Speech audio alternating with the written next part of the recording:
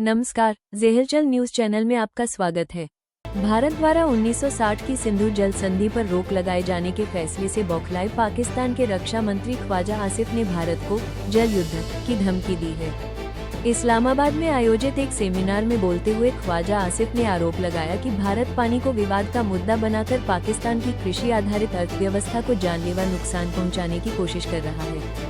उन्होंने चेतावनी भरे लहजे में कहा कि अगर यह मुद्दा शांतिपूर्ण ढंग से नहीं सुलझा तो दोनों देशों के बीच पानी को लेकर युद्ध भी हो सकता है। दरअसल जम्मू कश्मीर के पहलगाम में हुए एक बड़े आतंकवादी हमले के बाद भारत ने पाकिस्तान के खिलाफ कड़ा रुख अपनाते हुए दशकों पुरानी सिंधु जल संधि के तहत होने वाले सहयोग पर रोक लगा दी है। भारत के इस कड़े कदम के बाद से ही पाकिस्तान इस मुद्दे को अंतर्राष्ट्रीय मंचों पर उठाने और भारत के खिलाफ नैरेटिव सेट करने की पुरजोर कोशिश कर रहा है। कनाडा के ओंटारियो में एक 11 वर्षीय बच्चे की चमगादड़ के संपर्क में आने के बाद रेबीज के कारण दर्दनाक मौत हो गई, जिसके बाद स्वास्थ्य विशेषज्ञों ने चमगादड़ों को लेकर नई चेतावनी जारी की है। ये घटना तब हुई जब बच्चा एक कॉटेज में सो रहा था और उसकी नाक व मुंह पर एक चमगादड़ आकर बैठ गया, जिसे उसने हटा दिया, लेकिन शरीर पर काटने या खरोंच का कोई दृश्य निशान न होने के कारण माता पिता ने डॉक्टर को नहीं दिखाया। करीब 19 दिन बाद बच्चे के चेहरे पर सुन्नता, बुखार, मतिभ्रम, हेलुसिनेशंस और निगलने में तकलीफ जैसे गंभीर न्यूरोलॉजिकल लक्षण दिखने लगे, जिसके बाद जांच में रेबीज की पुष्टि हुई और अस्पताल में इलाज के दौरान उसने दम तोड़ दिया। कनाडाई मेडिकल एसोसिएशन जर्नल में प्रकाशित इस केस रिपोर्ट के जरिए डॉक्टरों ने आगाह किया है कि चमगादड़ के दांत बेहद छोटे होते हैं, जिनके काटने का पता नहीं चलता, इसलिए किसी भी सीधे संपर्क के तुरंत बाद रेबीज रोधी टीका लगवाना बेहद जरूरी है।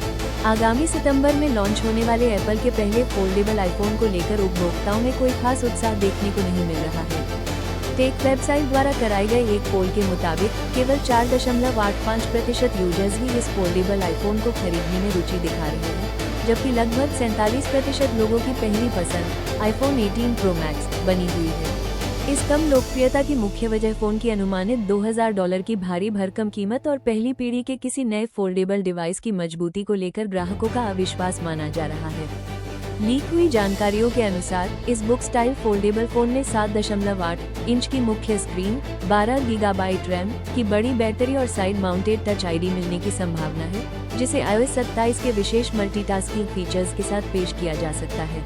अफगानिस्तान और पाकिस्तान के बीच तनाव चरम पर पहुंच गया है, जहां अफगानी वायुसेना ने पाकिस्तान की सीमा के भीतर घुसकर बलूचिस्तान और खैबर पख्तूनख्वा प्रांतों में सक्रिय आईसिस के संयुक्त ठिकानों पर सटीक हवाई हमले किए हैं।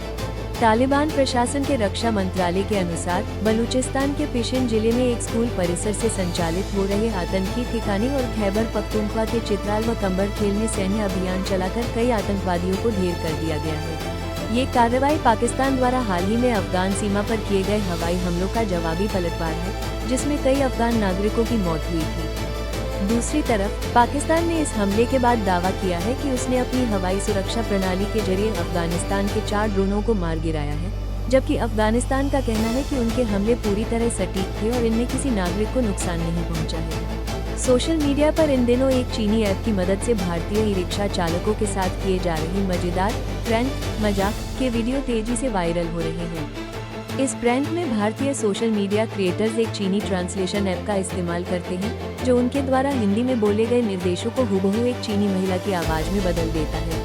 जब ई रिक्शा चालक अचानक अपने पीछे बैठी सवारी से शुद्ध चीनी भाषा में बातें सुनते हैं, तो उनके चेहरे के हैरान और असमंजस भरे हाव भाव लोगों को बेहद हंसने पर मजबूर कर रहे हैं। इंटरनेट पर लोग इन वीडियोज को काफी पसंद कर रहे हैं और रिक्शा चालकों के मासूम व मजाकिया रिएक्शंस के कारण ये ट्रेंड डिजिटल प्लेटफॉर्म्स पर जमकर सुर्खियां बटोर रहा है। पूरी खबर पढ़ें ज़ेहलचल पर लाइक, शेयर और फॉलो करें। जय हिंद।